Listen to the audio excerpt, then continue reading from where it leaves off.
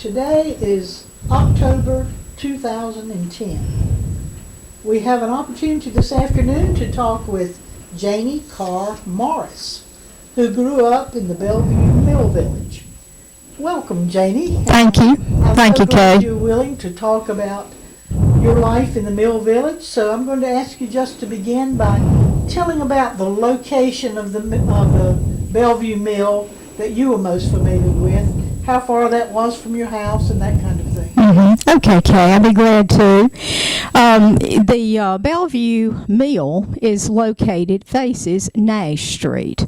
And then you go up Nash Street, and the actual Mill Village houses are on several streets. A few of them faced Nash Street, but the bulk of them were on Knight Street, Holt Street, Webb Street, and Hayes Street.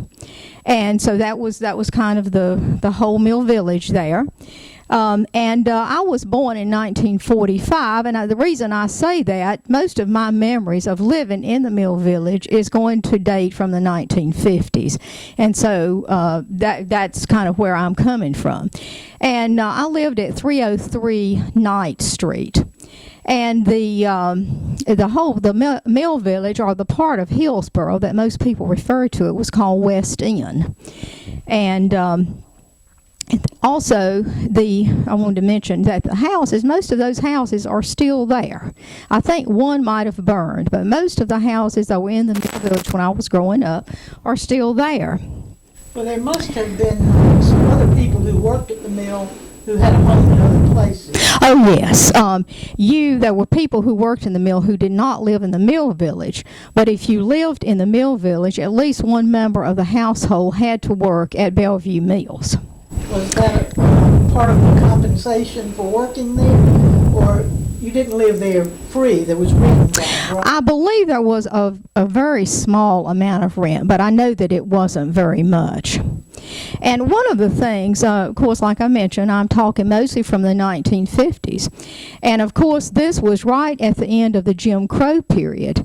And everything was segregated. There were no blacks who lived in the Mill Village. Churches, schools, restaurants. I mean, I think blacks could not eat in restaurants, but they could come up maybe to the back or to the side for some of the restaurants. They could. The schools, the theaters, even my dentist office was segregated. And the other thing that might be surprising to folks these days, I never remember speaking to a black person until I was a grown person. Now, I do remember my mother's sister and her husband lived in the Mill Village, and I do remember that there was a man, an older black man, who came around and sold her eggs. And I remember I was there sometimes because I visited my aunt a lot. And I remember that they were very respectful to each other. And she would have empty egg cartons for him. She would give him the empty egg cartons, and he would sell her eggs. And he would come to the back door. And I also wanted to mention the schools a little bit. I went to West Hillsboro School in West Hillsboro, and I would say that most of the students who went to that school were the sons and daughters of people who worked in the Mill Village. Now, occasionally you would have the preacher's kids who would come in, and I do remember the Gosnells and the Taylors who moved in. And so those kids might not be there for the entire school years. The West Hillsboro School went from the first grade to the sixth grade, and there was one room for each grade. And so I remember that the Taylor young girl and the Gosnell young girl, I don't think they were there for those 6 grades, but there were a lot of us went from the first to the 6th grade together. And I thought that was kind of interesting, and we really did get to know each other pretty well. There were several stores on South Nash Street, and those store buildings are still there. And what I remember, I don't think I can remember all the stores that were there, but I do remember there was a restaurant and where you could get wonderful hot dogs. And there was the U.S. Post Office, and the postmistress was Virginia Cates, who was the mother of Fred Cates, the former mayor of Hillsboro. And there was also a movie theater and a grocery store. And a lot of people who worked in the mills also would shop at these stores.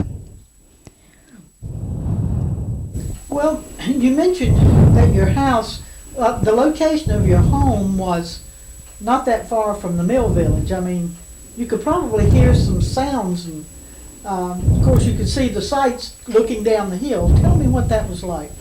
Well, our house was backed up, the back of the house backed up to a fence which surrounded the mill, and also a house which was inside of the fence. And the house was occupied by someone who was usually very important, a machinist or somebody who was very important to the running of the mills. And one of the sites, which was right next to our house, so at the back of our house was the fence which surrounded the mill, and then to the one side of our house was a round tank which was about 30 feet in diameter and about 80 feet tall. And it was always referred to as the standpipe. And it contained water. There was water in it almost all the time. And the reason, my parents told me that the reason that there was water was in case one of the mill houses or the mill itself caught on fire. And so it was first black. I think during my childhood, during most of the years when I lived there, it was black, but then I think later they painted it silver. And so it was just, you know, it was part of my childhood seeing this. There were also 3 shifts in the mill. They were from 7 a.m. to 3 p.m., 3 to 11, and 11 to 7. And the 11 to 7 shift was referred to as a graveyard shift. And there was a whistle that blew. A whistle blew at 7, 3, and 11. And so a lot of the comings and the goings, you could kind of predict the comings and the goings of people in the mill village because that was the shifts that they worked.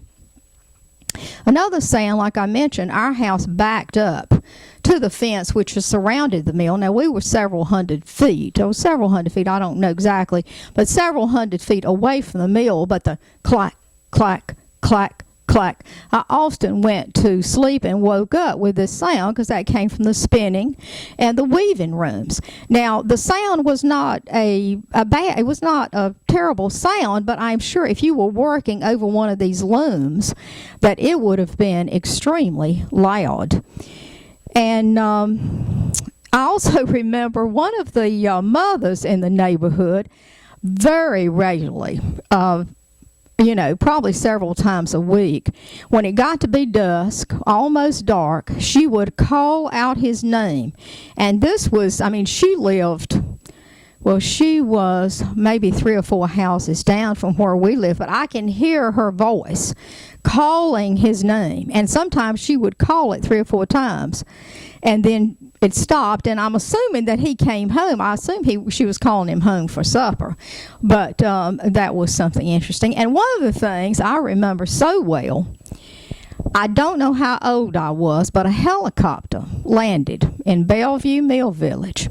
And what happened was a woman who was very ill's parents lived in a Mill Village house. And her husband was in the military, and she was seriously, seriously ill. And the helicopter came and picked her up. I remember seeing the helicopter land, and the story, and I understand that she was taken to Walter Reed Hospital because she was the wife of a military person. And now I don't have firsthand knowledge of this, but my parents always talked about Monkey Bottom. And I would say, what is Monkey Bottom? And there was a place, an area behind the mill, which was kind of like a little valley. It sloped down. There was a branch that ran through it. And when I walked to West Hillsborough School, I would walk over that branch, or, had a little bridge across the branch. But somewhere in that area, apparently years before, there had been a circus that had come and had set up there, and of course there were monkeys in the circus, and so from then on it was referred to as Monkey Bottom. And there was a little area in the mill itself, and I remember going with Daddy a few times, not a whole lot because I never did go in the mill very much, but it was called the junk stand. And the lady who ran that had snack materials, crackers and potato chips and drinks. And one of the things I remember about that was when my daddy loved Coca-Colas. I mean, he really loved Coca-Colas. And the day that those Coca-Colas went up, he was a thrifty man. And when those drinks went up from 5 cents to 8 cents, he was very concerned about that. And he thought, good gracious, they've gone up to 8 cents a bottle. So I do remember that very well. You talked about sounds in the village from coming from the mill itself. Did you ever have an opportunity to go in the mill while it was operating? I do remember going to see where my father worked. I do remember that. My daddy, I shouldn't say dad, I should say daddy, or where my daddy worked. I do remember going up there. I think he just wanted me to see this machine that he worked on. And I do remember maybe a couple of times going in the cloth room, the inspection room where my mother worked. But I don't ever remember going in very much. So how long did your parents work there? I'm not sure of the exact dates. I do know, and I can talk about this a little bit. My parents got married in 1930, and I know that Daddy, and probably Mother too, was working in the mill at that time. And then Daddy worked there often, he worked there until either the late 50s or early 60s, I would say. And my mother worked there as well. Now, she quit working after I was born, and I think she went back to work when I was about 10 years old. So, Daddy worked there probably more consistently than Mother. What were your parents' first names? My daddy's name was actually Ezra Mac Carr, but people always referred to him as Mac. And my mother's name was Ludy Macaulay Carr. Okay, so your family not only was involved in working in the mill, you were in and out of the village every day, I guess. Oh, yes. With the stores. You mentioned several stores a while ago. One thing you mentioned was a dentist. Did you mean in the West Hillsboro area? No, this dentist office was in downtown Hillsboro, and the building still stands. What did your family do if you needed a doctor? Well, I know that my parents, they went to, I believe my mother, went to Dr. Murphy and to Dr. Roberts. We would go downtown. You ever remember a doctor making house calls? I don't remember that. Well, I know there were several house plans for the village. Mm-hmm. Most of them were just pretty much alike. Can you tell me what you know about the way the houses were designed? Well, I can certainly tell you just about every nook and cranny in the house at 303 Ninth Street, but I do know that there were several different floor plans. There were about 30 houses in the Mill Village that I've been able to think of. And one of the things I'd like to mention is you can still drive in the Mill Village and get an idea, a sense of it, because the streets are narrow. For a long time, I guess through my childhood, they were unpaved. They're paved now. And most of those houses are still standing. And there were several different floor plans. Most of these houses were one-story, although there were a few two-story houses. And I think I mentioned earlier there was one house inside the fence, that there was a fence around the mill, and there was a house inside the fence, and that's where somebody really important to running the mill lived. And that house was a little different from the other houses. And two of its features I can recall, it had beautiful decorative chimneys, and also there was kind of a wraparound porch, and the windows were somewhat different. Well, that house is still there, right? The house is still standing. It sure is. Did a mill superintendent ever live there? I think maybe so. Now, when I lived there, the person was very important to the running of the mill, and I believe his title was a machinist. So if any of the machines broke down, he would have been able to have taken care of it. Most of the houses were one story, high, like I mentioned, just one story. Some of them had 3 rooms, some of them had 4 rooms, and I believe that there were some that may have had 5 rooms. I'm not sure. But I did make a little diagram of the house we lived in at 303 Knight Street, and let me hold this up so you can see it. This is the front of the house. I've got the front of the house down here at the bottom. There was a front porch, and as you can see, each of the rooms were about the same size. There were 4 rooms to the house. The front door went into the living room, and then then back of that was a bedroom. To the side of the living room was a bedroom, and then back of that front bedroom was the kitchen. Then at the back there was a bathroom and a porch. Now the little rectangles that I have drawn on here represents the doors that were in the house. As you can see, there were quite a few doors. So let's say you went in from the front porch and you wanted to get to the kitchen. Well, in order to get to the kitchen, you would have to go through the living room, and you would have to go through one of the bedrooms. There was one closet that was in the back bedroom. Now, the porch that I've shown on the back porch, like I say, that's the porch part and then the bathroom. Now, when the houses were originally built, and I wanted to give you a square foot estimate. I think there might have been 800 square feet. Maybe, I know more than that, maybe a little bit less. Now, the houses were not built originally with the bathrooms. But apparently, about in the late 1940s or early 1950s, as I understand it, the health department told Bellevue Mills, the people who managed them, that they would have to put in bathrooms. And Bellevue Mills, powers that be, decided that they would put in those bathrooms, and they paid for it. That was different from what happened in the Eno Mill Village, because when apparently the people who ran the Eno Mills decided they did not want to pay to have the bathrooms put in, and they decided to sell those homes. And so then those homes are all over, or quite a few of them are in West Hillsboro now. They're still standing, but they're scattered around, unlike what you find in the Bellevue Mill Village. How about the heating system in your homes?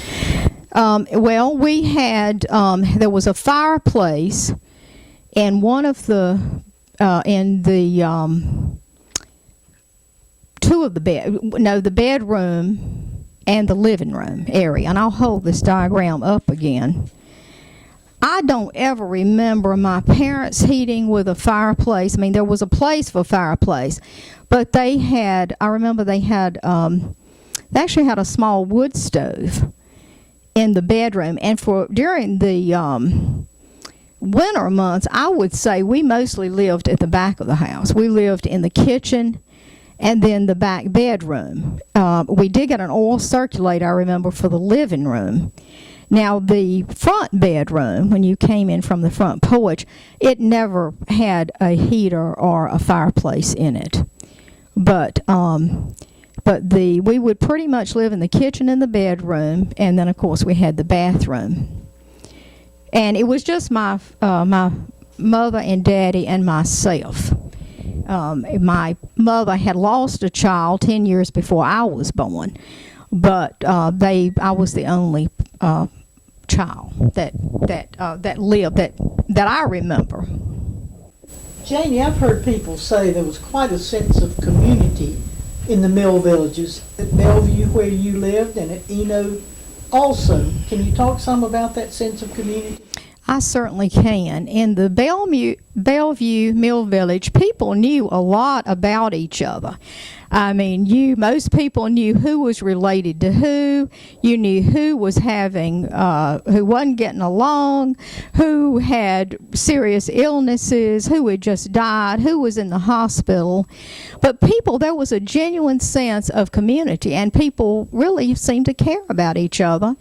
And one of the reasons I think people knew so much about each other, a lot of the people who lived in the Mill Village were related to each other. For instance, my mother's sister and her husband lived in the Mill Village, and her husband worked in the Mill Village.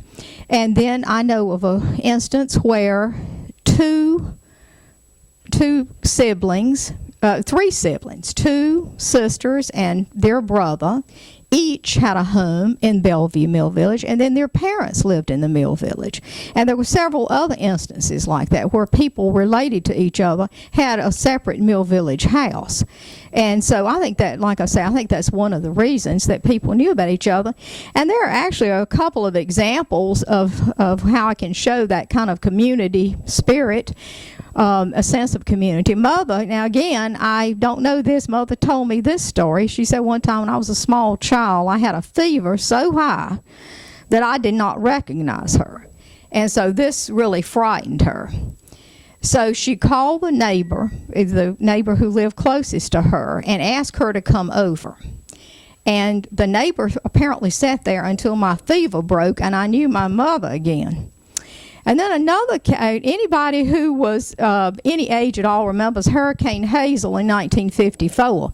For some reason, I guess I wasn't feeling too good, and so I didn't go to school that day. And it was just Mother and me at home.